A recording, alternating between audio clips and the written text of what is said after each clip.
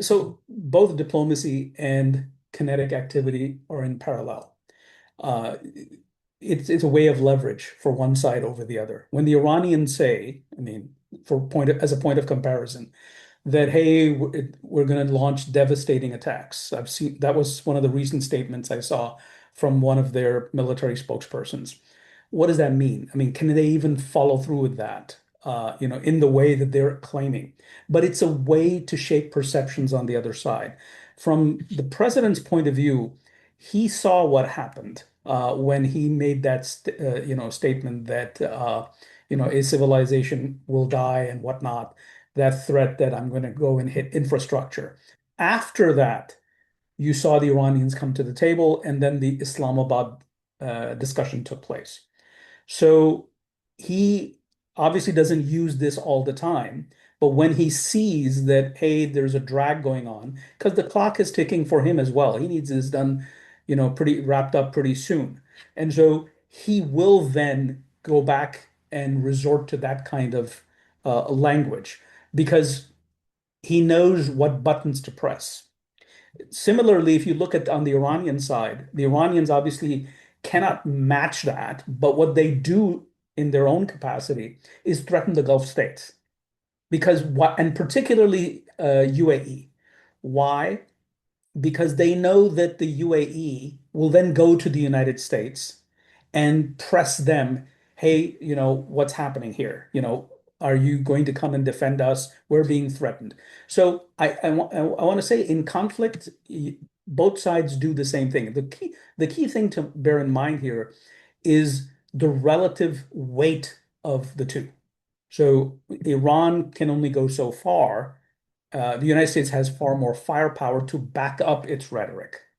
I think this is all part of diplomacy. Look, like I said, these kind of statements have to continue while you're conversing. If you look at the pattern here, uh, one thing that is unmistakable is that the ceasefire is holding, despite the fact that there are violations and every now and then, and some serious violations.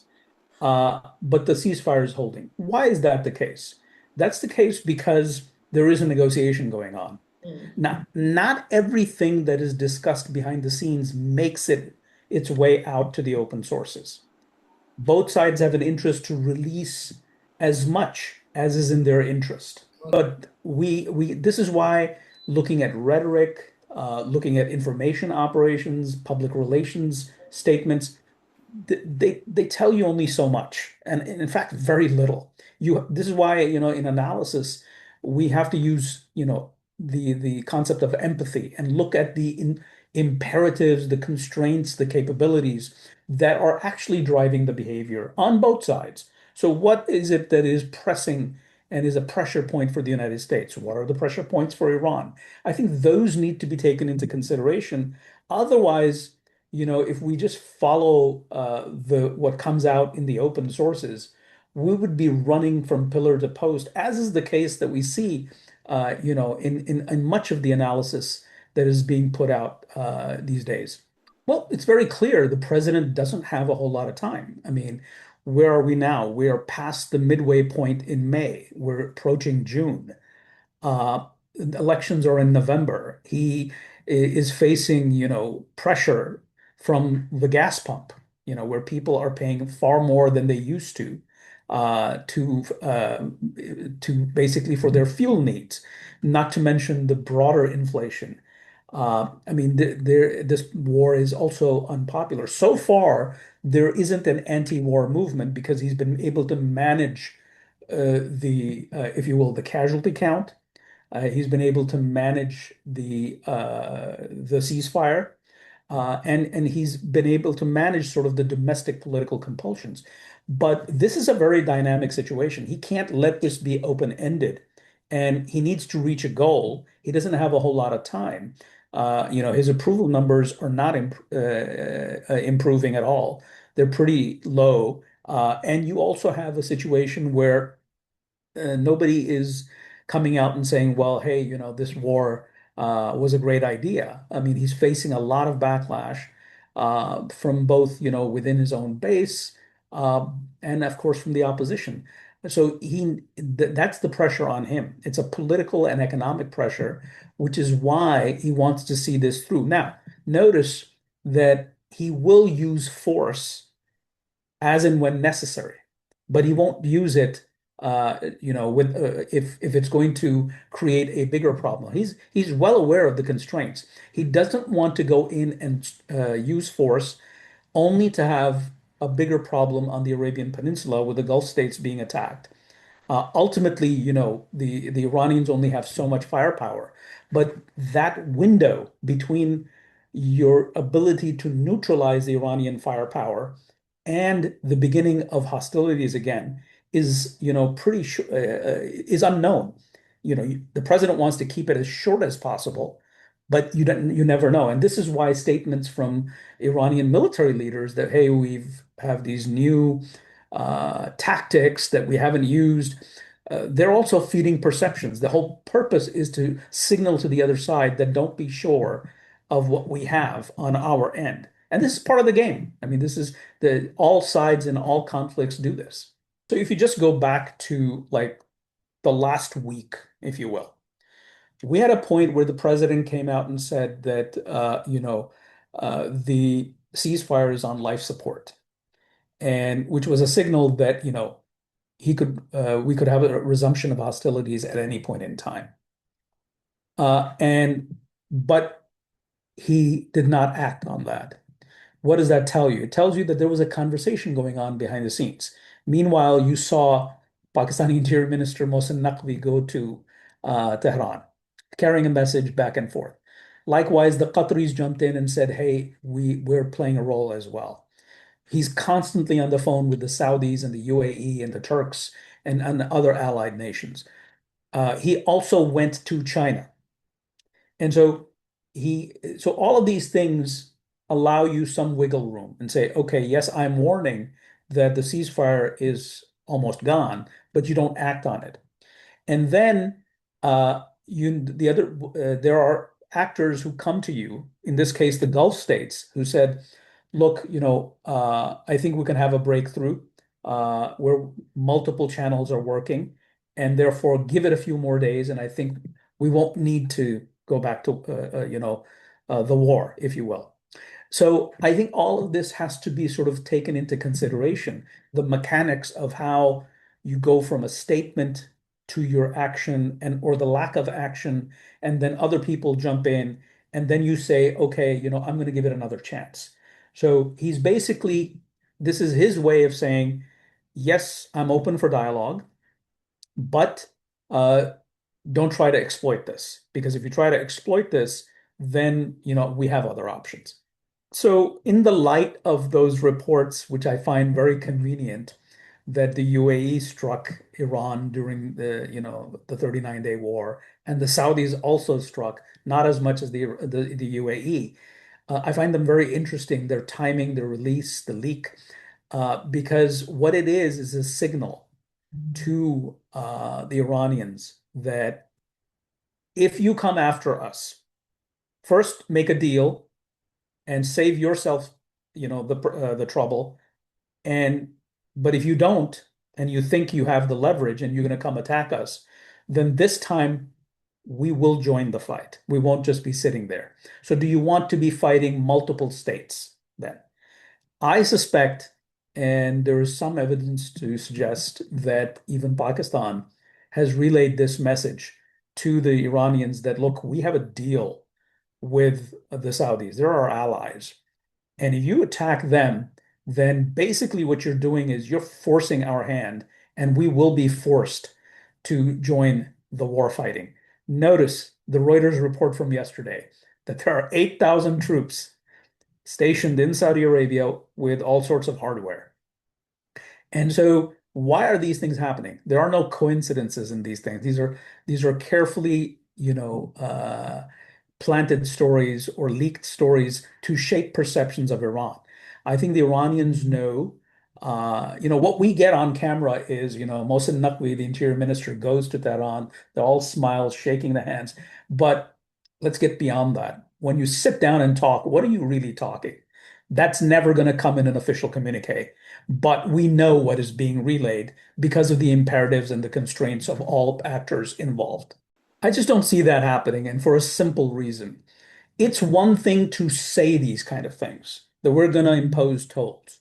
We're going to do, we're going to set up a new security architecture for the Strait and the broader Persian Gulf. You got to hand it to the Iranians. They're actually very good with information operations. And the evidence of that is a lot of people start believing in what they say. But you have to, as an analyst, I have to ask this question, where is the capability? Okay, you fast boats with machine guns mounted on them will not allow you to impose a tolling system. You need a far bigger military, maritime, in the maritime sense, capability to do that. You don't have that. Whatever you had was became casualty of this war. Uh, then you need that civilian infrastructure, okay? Because this is not just a function of military, that you need the port system. How are you going to impose a toll? What is you need to have sort of an electronic mechanism of figuring out who's coming and who's not going. You can't do it through binoculars, okay? And so we know the economy of Iran is hurting. The other thing is that there's just no way the United States will accept this. This has been made clear by the Secretary of State, Marco Rubio, in his testimony to the Senate from a couple of weeks ago, that we're not going to allow this. And this is, if they really believe that they can do it, then this is wishful thinking. Uh, so it's a capability issue. Anybody can claim anything, and in war, actors claim a lot of things, but do they have the wherewithal to actually do that? So that's my response to that. I mean, look, I think even the Iranians know that they don't have this capability. They're under no illusion. But this is, as I said, part of information operations. So those are two questions. The first is, look, it's no secret. The old political system is not functioning. Okay. Yes, there is a nominal supreme leader, the son of the previous supreme leader. Where is he? In what condition? How much influence does he have? Does he come to work? How is he working? How does he exercise authority? These are all questions that need to be answered before we can actually say that there is continuity in the political system of the Islamic Republic. For now, the most reasonable explanation, and this is something I said 2 years ago in a report that I published on post-Khamenei Iran. At the time, I didn't know that there was going to be a war and the supreme leader would be eliminated. I thought that he would just pass the baton as part of a normal succession that could be front-loaded. But I made the argument that we're moving away from the theocrats, the clergy, and the political leadership having a say to a regime that's going to be dominated by the military with the Islamic Revolutionary Guards Corps as the center of gravity, but also the regular armed forces increasing their influence at the same time. That's what's happening right now. The guards are running the show. Everybody else is playing a part. They're functionaries. So, Mr. Abbas Araghchi is a functionary. He's not a decision maker, in my opinion. He may be sitting in the Supreme National Security Council, but he is a career diplomat. He is not a politician. He is not a cleric. He's not a military officer. And so he serves a purpose. The president himself has said, I'm not a politician. I'm a doctor. He's openly said that on camera. And so we know who's calling the shots. Yeah. So look, it's at the end of the day, uh, the civilian leadership has a role, but decision making is in the hands of the military. Why? Because every other institution is just become non-functional. Plus, it's a time of war. And this regime, even when there was a supreme leader and there were institutions that were functioning, the IRGC exercised a disproportionate amount of power and authority in the country. Um, as to, the idea of surrender and whatnot, that makes sense. That rhetoric makes complete sense because, as I said, you have to compromise, but you cannot look like you've capitulated. You want to be able to get to the other side by demonstrating that we conceded as little as possible and we gained a lot. And that is sort of the equilibrium in any bargaining, in any negotiation that has to be achieved. where both sides walk away with something. And until you reach that equilibrium point, you're going to have fighting, you're going to have, rhetoric, you're going to have all sorts of negotiations, all sorts of statements. So we're in that process, is what I'm trying to say. So I think that that is the long-term problem. You just put your finger on it. Um, I think there is a solution to the nuclear issue, the controversy over the nuclear issue. I think there can also be a solution to Iran's support for its proxies.